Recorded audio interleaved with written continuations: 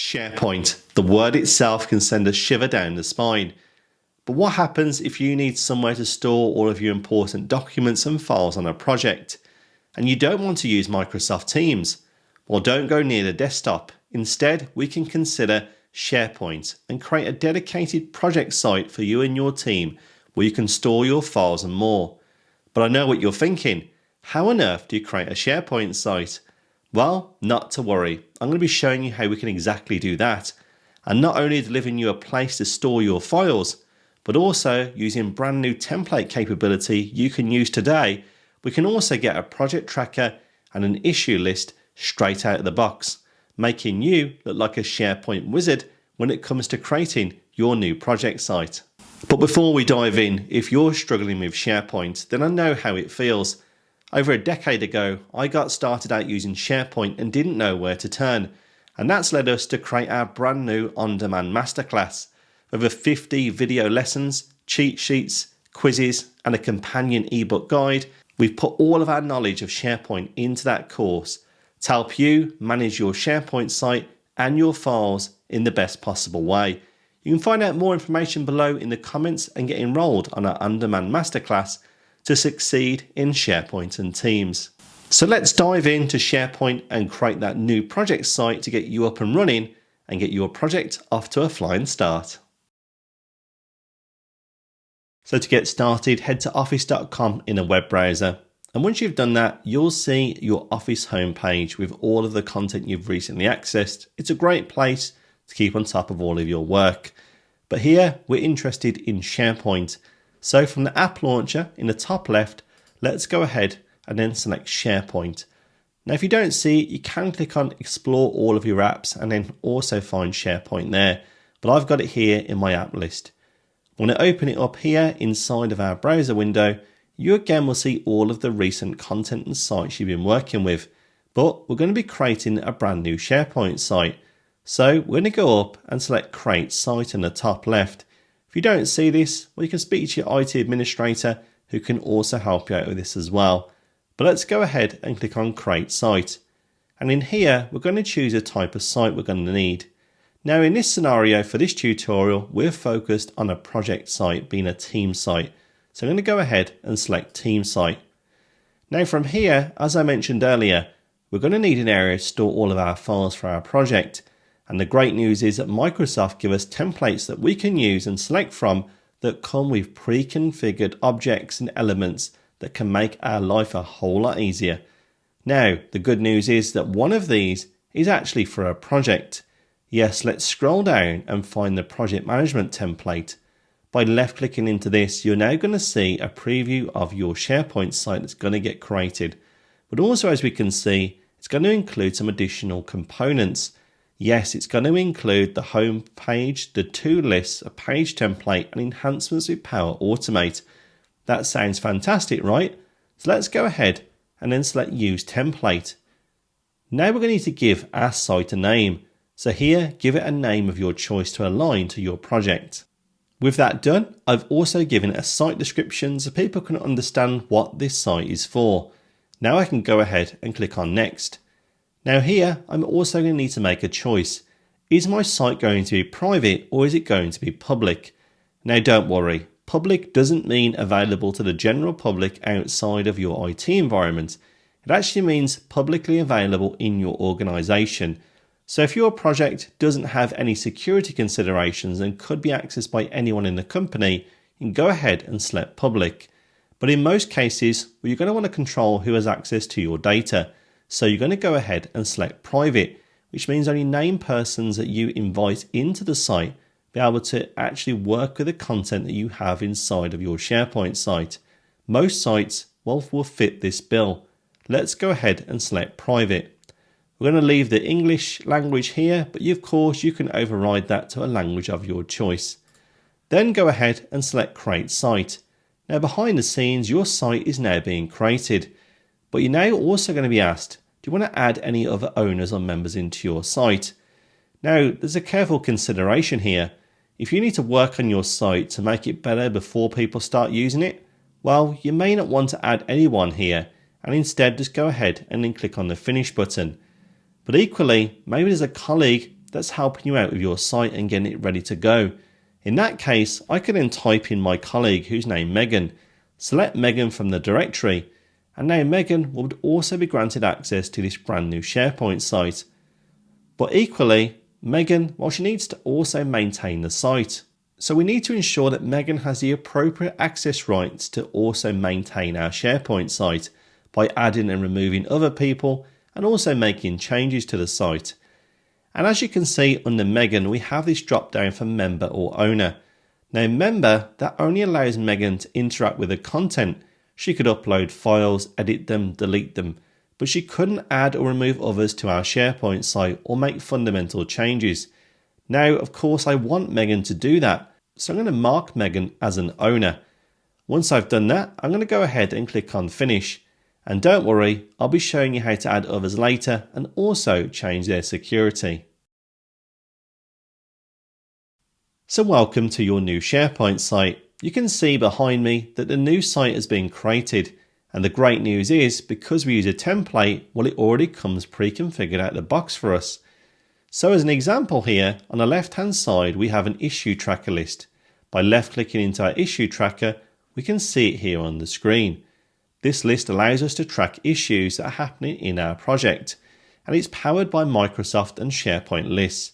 I can click on the New button and you can see all of these fields available for our issue tracking that you can now use to begin tracking all of your issues. So that's a great way to build a very quick issue tracker inside of your site that you and your team can access and also begin building out for your own needs. But alongside that, as I mentioned, we have a project tracker list. In here, it also comes with a pre-configured workflow in Power Automate. As you can see, a due date reminder could here be set up that 3 days before an item is due, the Power Automate flow will send a reminder to the owner of the item. Now, if you did want to configure these, you can click Next and go and turn it on. But I don't want to add these features for now, so I'm just going to mark that as we won't add those features and therefore we won't have that workflow in operation. But in here, in our project tracker list, well, here, as you can see, it's very much like a mini project plan.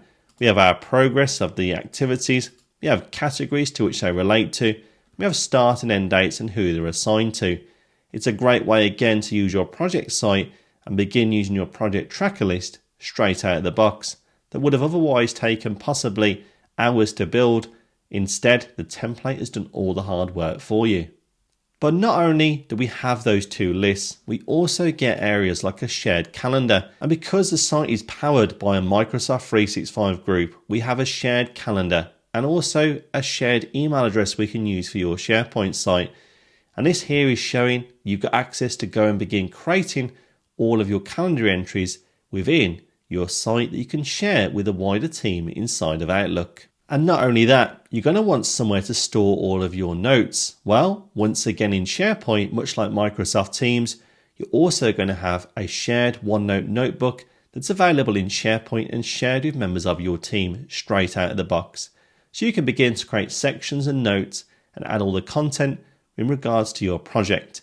And all of these components are delivered straight to you, straight out of the box with your project template, making it a great way to get started with a project site that would have otherwise took hours to build has taken minutes, making you look like a SharePoint wizard. So there's probably something you also will need to change in your site, and that is the home page. Yes, when your team look at this page, well, it's not exactly showing it to be very professional, right? So how can we change this page in SharePoint? Well, if you're one of your owners in the SharePoint site, as you created it, you certainly are, you can go over and click on the Edit button to the right hand side, and now you can begin to make changes. Now the whole page here is also set out in different sections, allowing you to make changes to it. So as an example here, well, I may not want this information saying project tracker list. How could I change this? By left clicking in, you can also see a pencil icon appears just above the picture. Go ahead and click on that pencil icon. On the right hand side, you'll see we're working in what's known as an app part, and that app part is called the Hero app part. And we can now set it to only show one tile, or 3 tiles or more, but I'm going to mark it as one tile. And on here, I'm just going to click on the X button to the right, and we can then click into this image. Then we can click on the pencil icon, and now we can begin to link it to other content. For example, the title here might need to be adjusted. Let's add a short welcome to our project inside of this title. With that done, we can now see we've altered the title. That now looks a lot more professional on our site. But also we need to consider, well, the image isn't relevant.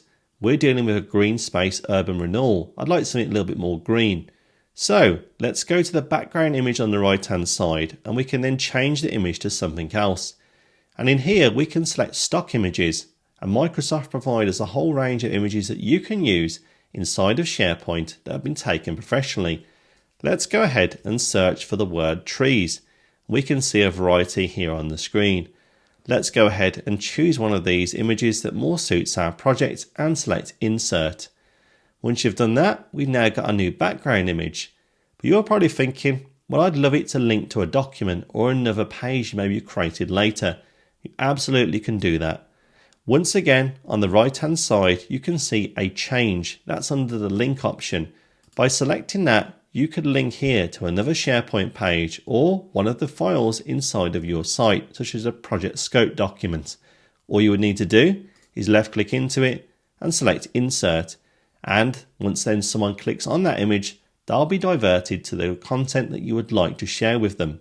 So that there is a small change we can make that can have an overall drastic feel and improvement to your SharePoint page. But let's go ahead and close down this hero app part. I'm quite happy with that here. And on the right hand side, well, I've got a countdown timer, and well, there isn't anything to count down towards at the moment. Now when I left click into that, I can also delete and remove app parts from our page by clicking on this trash can icon. Let's do that here, and now it's disappeared, allowing me instead to have my project milestones. Well, that's great. I'm going to leave it in there and I'll add some events later. But also there's some handy links here. There's some to team tools. Once again, I can double click now into this app part and I can overtype team tools. I'm going to use quick links as my example here. And under each link, well, I can left click in, click on the pencil icon. I can give it a thumbnail, a name, and a link to also additional resources, building out my project's tools and quick links to make the team even more efficient when it comes to using all of my links. And with a bit of magic, you can now see all of our links have been updated.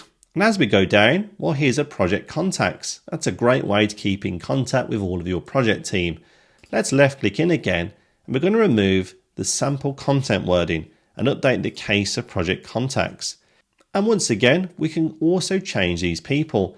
We can left click into them. We can see this is Lydia Holloway. Maybe Lydia is the wrong person. I'm going to get rid of her by removing the profile on the right. And I can also add in Megan. She's helping us out in the project. By typing in Megan's name in this field here, I can add Megan as a project contact. Nice and easy to add all of your contacts. Now with that in mind, I can go and tidy up the rest of our page. Let's remove our site activity, and let's also remove the news. We don't need that here. We also have a documents area here, which has a quick link to all the documents we work with in our documents library in the site. Let's again remove sample content to tidy that up and put documents for green space. Nice and clear for the rest of the team. But also, you might be thinking, how can I add other app parts? Well, here is one of our empty sections. Let's click on the plus icon. And what we can now do here is we can add in another app part. Maybe it's a YouTube video, a piece of text, or other content. You can see a whole range we can use here inside of our app part. That's a great way you can add other content in. Well, I also know that the team, they're going to be working outdoors quite a lot. Let's add the weather. And in here, I'm going to add the location as London in the UK. And once I've done that, we can see here, I've got the weather appearing. But also, they might be doing some work in Manchester. Let's search for Manchester and add that in as well. We can also give it a title. And I'm going to put weather locations to make it nice and easier. And with that done, we've now got our weather locations. So we're all set and ready to go. I can now close down and also click on the republish button to the top right so the whole team can see my changes that I made to our page. And there is our brand new SharePoint site, Green Space Urban Renewal, with a new header, calendar, quick links, weather locations, and a place to store our documents. But with your great new SharePoint site, you're probably wondering, how can you add other people or even remove them from your site? Well, that's nice and easy. Once you've got your site up and running, on the right hand side you'll see a members icon. Here there's two members, that being myself and my colleague, who is Megan. When I left click in here as a site owner, I can click on add members and type in other colleagues internally. For example, Nestor may be helping us out. By typing in Nestor's name, I can left click and we can see I can click on save and add Nestor as a member. But equally, what happens if Nestor should be promoted to become an owner? Maybe he also needs access to maintain our site. Well, we can click on the drop down and we can mark Nestor as an owner. As quick as that, Nestor can add and remove others and also maintain our SharePoint site. But I know what you're thinking.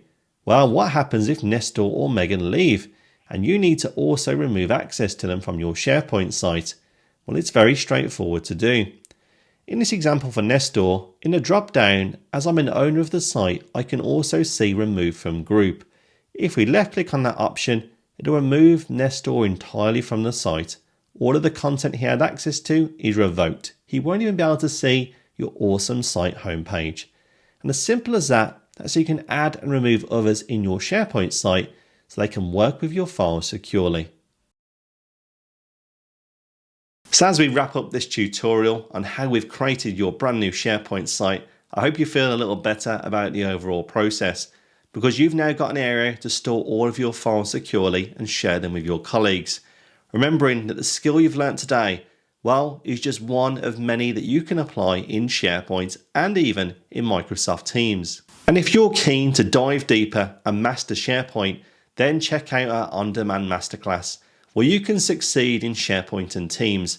Across those 50 video lessons, we look at a range of topics: how best to share your files securely with people outside of your team, how you can manage your document versions in a better way, and also how you can synchronize all of your SharePoint files down to your desktop for easy access. They're just a couple of areas that we focus in our on-demand masterclass. And it's been a hit with our learners, so I'm confident you'll love it too. So head to the comments below to find out more. Otherwise, I hope you enjoyed this tutorial, and I'd love it, hit that like button and subscribe for more great content like this. And I look forward to hearing in the comments what you've been doing in SharePoint and if it works for you. Otherwise, I look forward to seeing you on the next one.